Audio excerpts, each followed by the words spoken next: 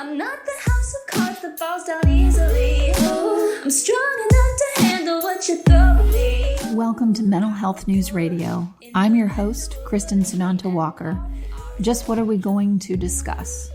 The intimacy that is mental health. Let's continue to make it as comfortable as discussing brain health or heart health. This show has been on the air for several years, and we have amazing co-hosts. And then we created a network of podcasters on mentalhealthnewsradionetwork.com, a place where every possible facet of mental well-being can be talked about openly. My show, after several hundred interviews, the format is this: intimate, deep, funny, touching, sometimes uncomfortable, but always vulnerable conversations with interesting people.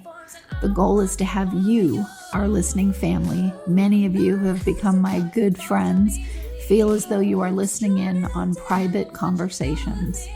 Thank you for tuning in and becoming part of this amazing journey with me, and now with our network of podcasters. Just knowing this podcast might be helping any of you realize you are not alone on this journey called being a human being makes doing this podcast worth every second. After all, we promised we'd be cordial. Liz Belliveau, thank you so much for coming on my show and for doing your own show on the network. I'm so glad to be here, Kristin. Thank you so much for having me. Of course, of course. So your show, a new podcast on the network called Pivot Work, which I absolutely love. Explain what that means for you.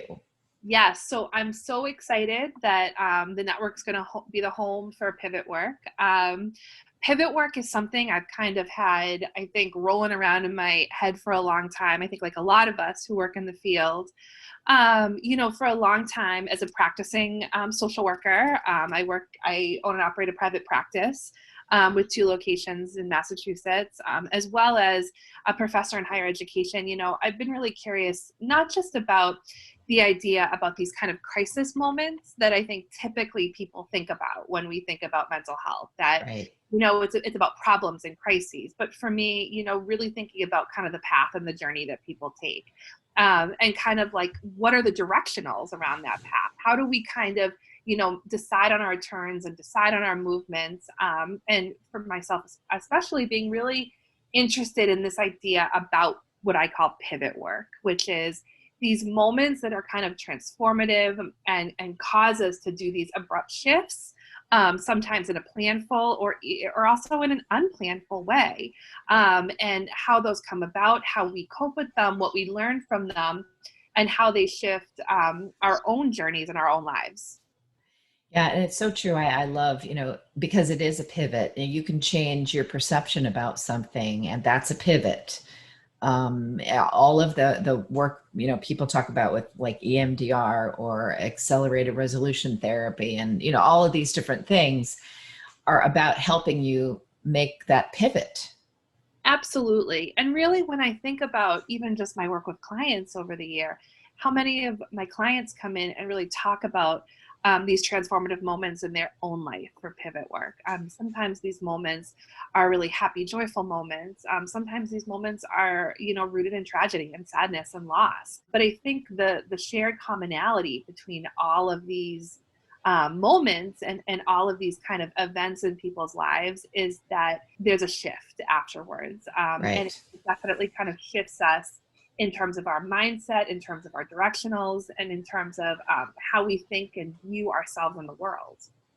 And being able to pivot is huge for people because, our body chemistry can fight, out of survival. That's what is in our DNA from years and years and years and years ago of being able to survive. And surviving means that you lay down those neural pathways, and that's what keeps you safe. But then when we're talking about mental health, that can also be the very thing that keeps you from being able to make change that's healthy.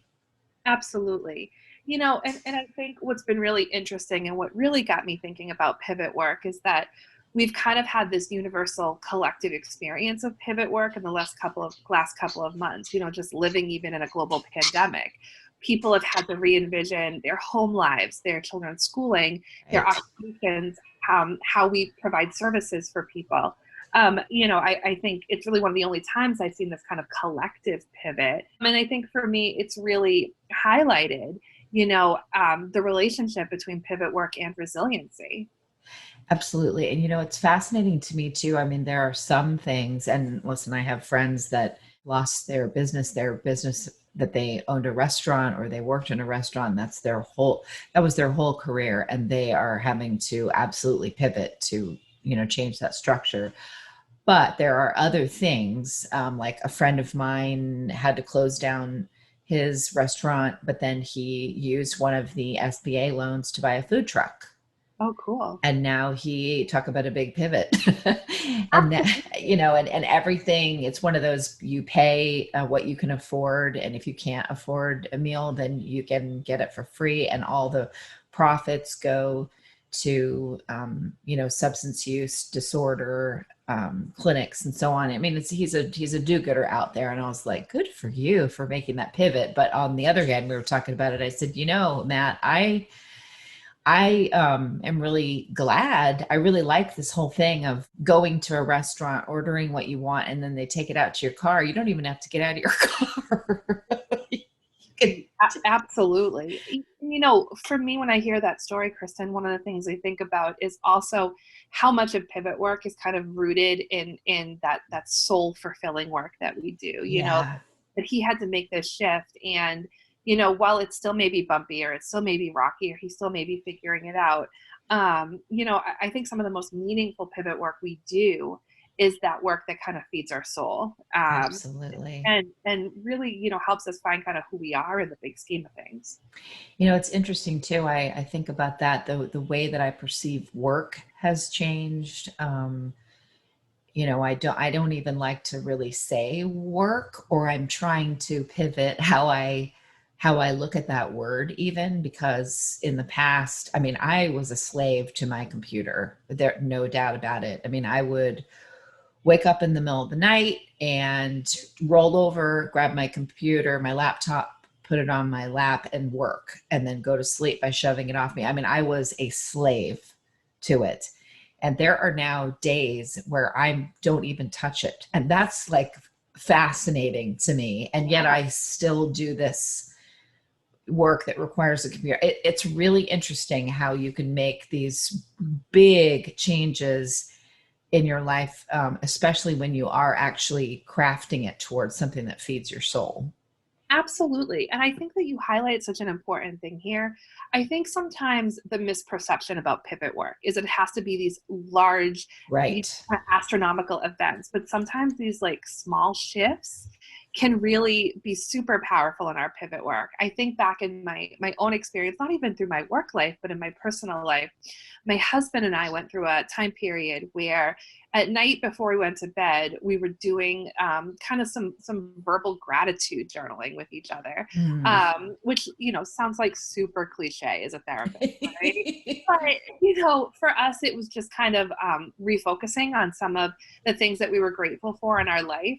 And it's really interesting. It really felt like it contributed to kind of our own mental health and resiliency and well-being in a positive way. And we've come back to that during times in our life where we've been faced with new challenges. When I think about some of the pivot work that I've done in my own life, that really stands out to me, that it's such a small shift that's had such an impact. Yeah, I think we forget about that too. I think I notice this when I'm reconnecting with people that I haven't spoken to in a while, really because of the pandemic. I mean, we all just got absorbed in our own experience. And so I've had a lot of people that I sort of loosely talk to all the time, and, they are busy doing their thing, getting by as best as they can. And, and I'm busy doing mine. And a couple of them that we did finally, hey, yeah, we do need to connect. I saw such a shift. I am definitely not in the climbing the success ladder. I'm just not in that mode anymore. And one of them really is, and there's nothing wrong with that at all. And the other one is sort of, not that ambitious. And it's just real. It's odd when you see someone else doing what you used to do and then you see, oh yeah, it's a lot of micro changes that took me away from that place. Absolutely. And I think it's so important that we can kind of like sit and tolerate and reflect on the experiences that changed us. I think especially as women, we get sometimes this message that in order to be successful and ambitious, it's done in this really specific way, right? You can be ambitious for your own mental health. You can be ambitious around your own reset, which is sometimes taking a break from kind of climbing that ladder. Or you can be ambitious in refocusing on celebrating the now. There's lots of ways to redefine an ambition that I think sometimes we don't pay enough attention to, That's so true. That's so true. Because the ladder of, okay, I got to get that next speaking gig. I've got to write that next book, or I've got to write that next ebook. And then I've got to go to this BNI meeting. And then I've got to do it. I'm like, oh man, I did all that stuff. Just don't want to do it anymore. And yet there's more success now. And I think people forget too that all of those things that you did to get there helped you get to the place where you don't have to constantly, Right. And again, if we're talking around, our own wellness and health and this idea about the biology and the neurobiology behind it, we know that hustle and bustle isn't good for ourselves, So sometimes the most important pivot work that we do is that reset, right? That shift in priorities, that shift in how we view ourselves. I myself in my own practice, and I'm sure you've seen this too, being a woman, a successful woman, I would say, Kristin, that we feel like we have to kind of box ourselves into, you're right, check those boxes, right? Yes. Run the business, do this, do that, do that. And there's so many ways to feel good and feel successful. I was just having this conversation a while ago with one of the therapists who works with me. And we were talking about, the practice has done a fair amount of pro bono work during the pandemic because people have been struggling. Yeah. And we were talking about an elderly gentleman that she's treating right now, and talking about for her, that I said, it was so kind of you to take on this case. I know that you didn't have space for it, and, you're not getting paid for it. And it was this place of, I feel so good doing this. This has helped me, shift and remind me why I love this work, remind me why I'm doing this work. And, for me, it was all about remembering that those intrinsic rewards through experiences in our life are sometimes so much more important than checking those boxes. Yes, absolutely. I mean, have you found that, I know everyone is going through stages through this huge pivot that the entire planet is taking, but for me, I found more people finding that inner soul work really much more grounded from this change, really much more into looking at their spiritual life, or different things that they were in this rat race and didn't have time to even breathe. And now, because of the pandemic, really doing more inner work. I completely agree with you. I think we're seeing a lot of people do that, whether it be in the therapeutic space through, services like I provide, or whether it just be through people's own self-reflection.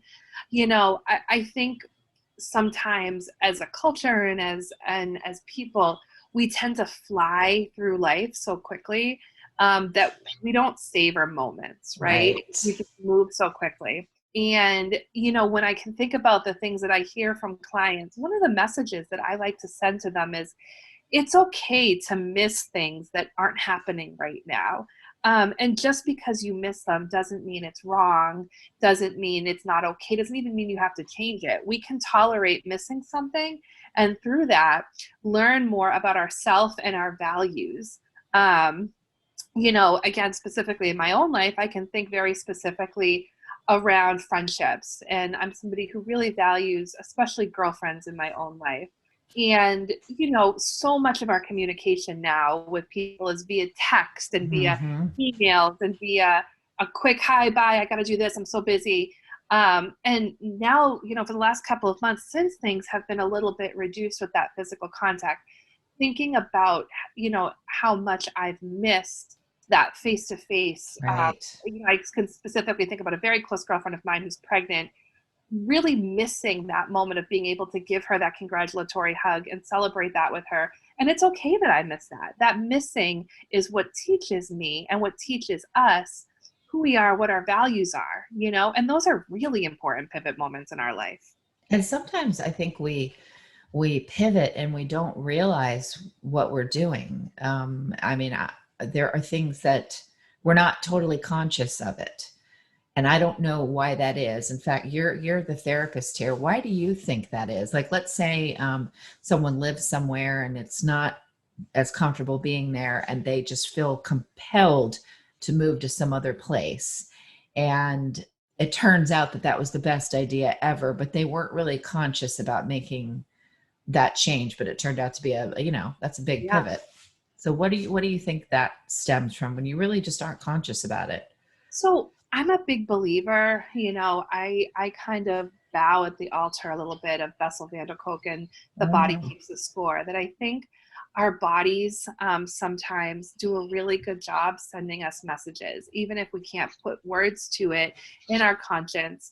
Being able to say to ourselves, this doesn't feel right. Something doesn't feel right. Mm-hmm. And trusting that inner instinct. I think that's actually a really important way that we communicate within ourselves. And I think sometimes when we're super busy or we're kind of checked out of our own present experience, we miss those cues a lot. Clients who have worked with me know that I talk about this a lot, and I actually call this not being the last girl at the party, right? The last girl at the party missed all the cues that it was time to go home. And sometimes if we're so busy, we miss those cues about being the last girl at the party, right? And that we need to know when it's time for us to shift. Oh, I love that. See, this is why I haven't, my last therapist that I had, and I've been to several, but the last one that I had in Virginia, oh my gosh, she was so perfect. The perfect therapist at the perfect time. It's just, it's magical when you fit with someone and they really help you through. I had a really rough couple of years, and boy, did she, help me get through that time. And, I miss that, like what you just said, those little gems of insight that come out of the mouth of therapists that make you go, oh. From a patient perspective, I'm saying that's one benefit of therapy, one of the many that I go, oh, I love chewing on that thing that my therapist just said. I'm going to chew on that all the next week. And then things in my life are going to show up around what was said. I do miss that piece of it. And I would even say, as therapists, part of the process is this like deeply relational piece of therapy, right? Yeah. I think that's the piece that sometimes people are surprised about when they enter into that therapeutic relationship, that therapy at its base is deeply relational and rooted in that human connection. And, that just as therapists, we say things that, maybe become that soundbite in our clients' brains. Our clients, even our little itty bitty kid clients, say things that become those really powerful, teachable moments for us, not just as therapists, but as human beings. Yeah, absolutely. That's so true. That's why, when I have friends that just are not familiar with therapy, the only thing about mental health that they, even pay attention to is that I'm in the field in this kind of weird way. And so I'm their mental health friend that reminds them, oh yeah, mental health is a thing, and they'll say, yeah, I've never been to therapy. I've never needed to go. And I let it go because I used to get on a soapbox. Everybody should go. It's a cashmere blanket that you wrap around yourself. I've done all that.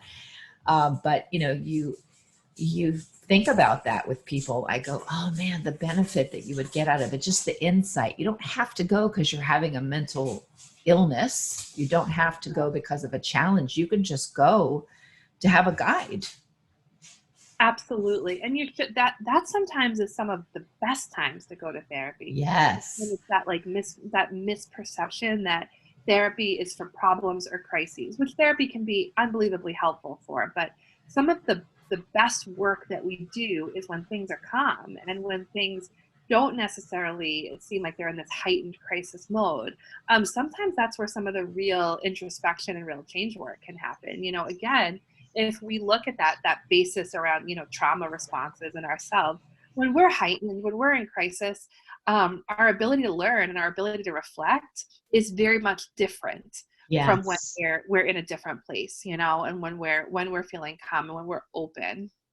Well, what are you hoping, your idea for doing a podcast, what are you hoping listeners will gain from, adding your show to their playlist? Yeah. So I think that sometimes transitional periods for people can be deeply unsettling.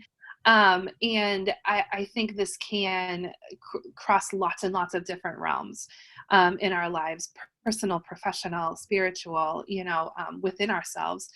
I'm hoping that, there's somebody out there who will listen to one of these pivot work talks about these transformation periods and these transformative events and shifts in people's lives, and say, yeah, that was kind of like that for me. So that's normal. That's normalized for me. And instead of feeling shame about our transformation periods and our shifts, we find power in our shifts. We find power in our pivots. We recognize our own resiliency in those moments that have changed us. I love that.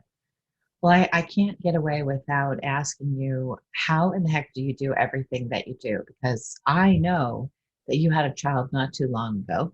I did, and I'm sure we'll talk more about that through the show. So I had my son last fall, which was absolutely one of the biggest pivot work that I've ever had to do through my career.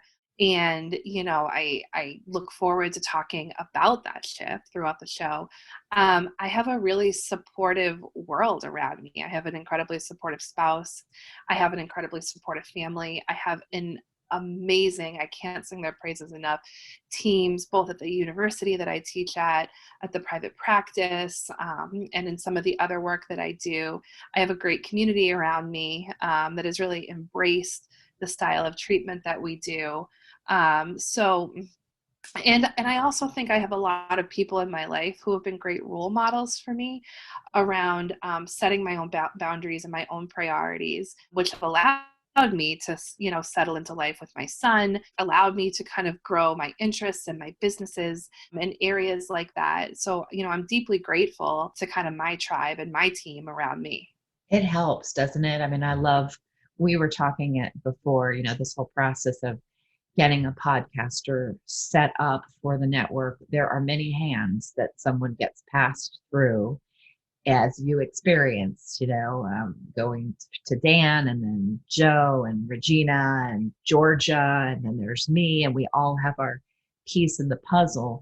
And for the most part, I think we have a really well-oiled, peaceful machine, way that we sort of get this thing up and going. And it did, when you said, yeah, it's been really great with everybody, that always fills me up so much, because it took a long time and a lot of tweaking to get that right and perfect team. Absolutely. This idea of a team is so important, and I think that, when I even think about my youth playing competitive sports, this idea that's been instilled about, you're only as good as kind of the group that you're with, or the team that you work with. It's important to have people that you trust, people that build you up. And I think almost even more so, it's also important that you have people around you that can look at you and say, hey, it's okay to check out for a little bit. It's okay to take Right. One of the best things that I learned when I took a maternity leave was that my team didn't need me every day. They were okay without me, and that they wanted me to have that time. And for me, that not only reinforced how amazing they are, having that team around you that allows you to reprioritize and allows you to have space and time to reset, to renew, to spend time with family. That was a great learning moment for me. And it was also a moment that allowed me to step back and feel really, really secure in the people that I've built in my tribe. Yeah. Isn't that nice? And I love it too. I'll give my hat, it goes off to Frank King, who is also a really, I'm like you, I have multiple business endeavors going on. So we've got the whole film industry stuff happening too. But my friend Frank texted me and said, "Are you upset with me? Because your texts lately have just been really kind of short and terse." And I was like, "Oh, no, everything's fine." And I said that in front of Georgia, our intern, and she said, "Yeah, you have been kind of like that." So I went, "Oh, I am so sorry, but I know that I was at the beginning of doing this cleanse, this food cleanse, and so I literally didn't have the energy to put flowers on anything. All I had was a yes, a no answer to most things." And they're not used to that. And I was like, oh, and then I thought later how great it is that I work with people that, first of all, understand mental health and to be kind and think past just getting angry at someone, but to say, "You're kind of not really being all as nice as you usually are, Kristin." Absolutely. The best tribes will call you out on your own stuff. And that's so important. Yeah, it really is. It really is. Well, I'm really excited that first of all, that you're joining our family and that you are doing this, because I think people are going to get these gems like I just did. I got like 2 or 3 of them just listening to you. They're going to get that from your show. And I'm excited to see who you're going to have on. Who knows? You may even get Bessel Vanderkolk on your show. Yeah, wouldn't that be cool? Yeah, I'm really excited. I'm a big believer in finding the right fit, and this feels like a great fit. And I'm so excited to be able to explore this important pivot work that we do throughout our lives with the dynamic, interesting people. I'm sure I'm going to learn a lot from them too. Oh yeah, that's the best part. The best part about doing this is the people that you're going to get to meet and do things with, because you hit it off during a show, So, well, Liz, please tell our listeners where they can find out more about you. Yeah, absolutely. So I'm a kind of a jack of all trades. So you can check me out at my group practice that's located both in Central Mass and on Cape Cod, called Enlightened Interventions, at our website at www.enlightenedinterventionsllc.org. You can also check me out on Instagram and Facebook at Pivot Work with Liz Belliveau. We have some really cool stuff to share with you on our social media pages. And you're welcome to email me at elizabethbelliveau@gmail.com with any ideas or feedback or angry letters or whatever you want to send me. I'm open to it. So yes, and sometimes rarely, but sometimes those angry letters do come. Right. We all deal with them. Yeah. Well, awesome. And listeners know that you can go to Mental Health News Radio Network, and her show is listed there. It's called Pivot Work, and you can find it on iTunes and all of the other podcast apps. Whatever is your favorite, you will find it there. Thank you so much, Liz, for coming on the show. Thank you for having me, Kristin. I look forward to seeing everyone soon. Absolutely. And listeners, thank you for tuning in to another episode, and we will catch you next time.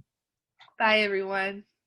Hi, listeners. I'll make it quick. These are some really cool places that give discounts and other cool things for listeners of Mental Health News Radio Network. If you want to get amazing help with healing from narcissistic abuse, go to healfromanarcissist.com. If you want CBD products that are the best of the best, I use them myself, go to proze.com and use the code mentalhealth20, mentalhealth20.